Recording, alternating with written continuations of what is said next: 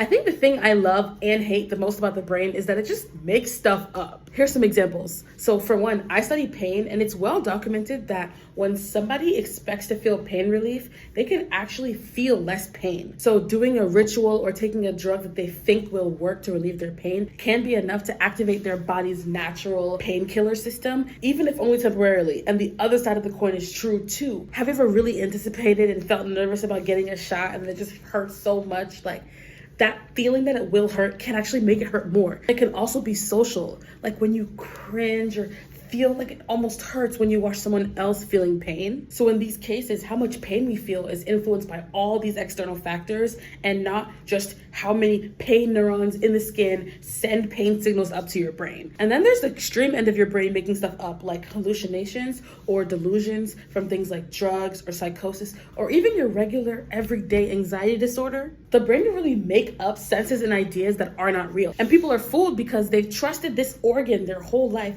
to give them information about the world around them. And suddenly it starts giving false information. Honestly, it's a bit scary.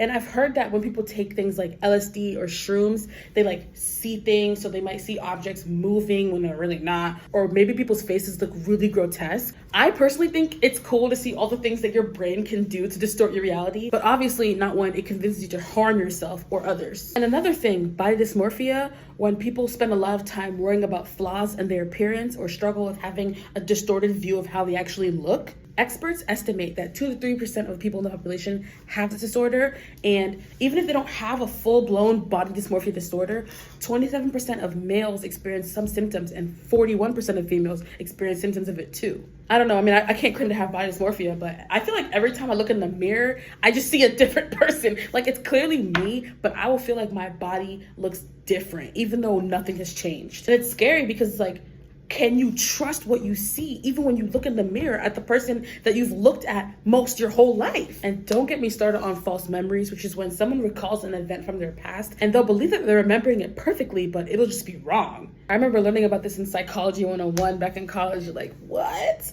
Like, your brain, you would think it's like a recording device, just picking up everything that you experience throughout the day, but it's really not. It's scarily easy to manipulate someone's memories. And when certain aspects are lost, the brain will fill in blanks and convince itself that those things really happened. And we won't even know it's doing that. And this is scary because it can have serious legal implications for somebody testifying for something that they experienced a long time ago. I mean, I'm not saying that everybody's out here walking around with a bunch of false memories. Just know that there might be some false ones floating around in there. The brain just makes shit up, and it's wild, but cool, but scary, but interesting. So much more to learn about the brain. Let me know if you have any questions, and as always, follow for more brain facts.